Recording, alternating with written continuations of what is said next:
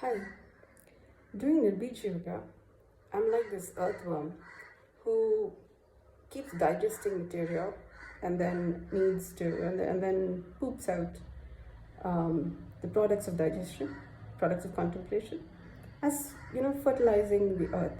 Yeah. So earthworm, whatever it poops out, becomes fertilizer, fertile soil. Yeah.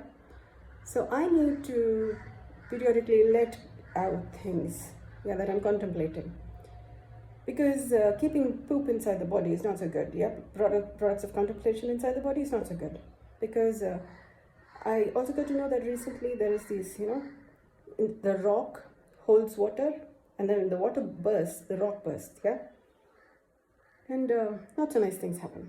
So since I'm also practicing Nirbeeja Yoga and it's also about bettering earth, I'm just taking that as a clue that I need to let out my products of contemplation out, so that the waters irrigate the fields and makes things better, rather than causing trouble for all that there is, what is existing.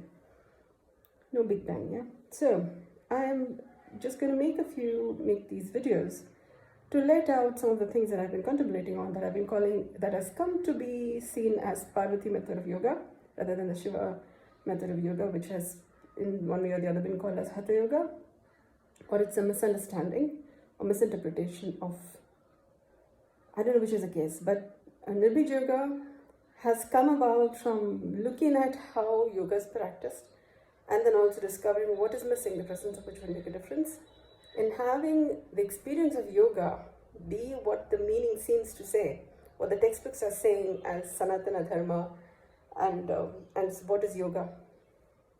So I've been contemplating on many things. So it is up to people to evaluate and then say how much it is consistent with what the textbooks are saying, what actually would be yoga. Excuse me, and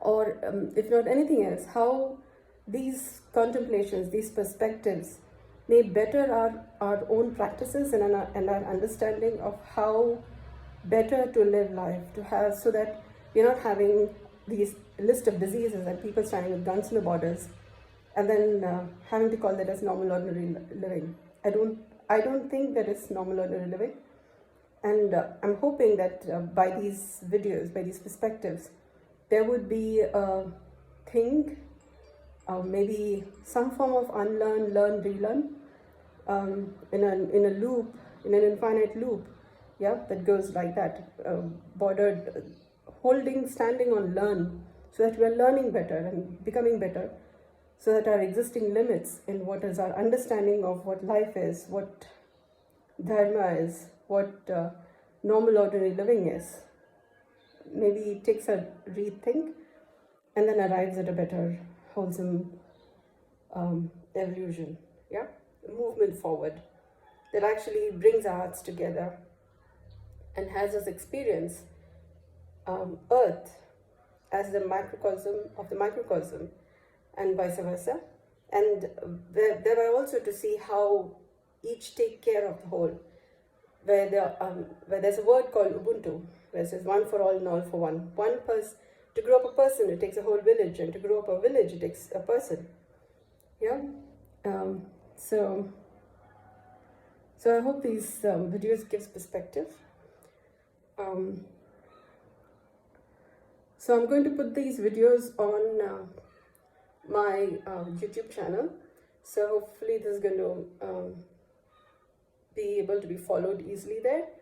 But the idea is these are more perspectives, and these are from a therapeutic perspective, therapeutic base, because I'm a therapist by profession, a healer therapist, and so because the depth of this work includes therapeutic paradigms, it may not be possible to just get those benefits from just seeing these perspectives, but maybe it will give you a paradigm of thinking.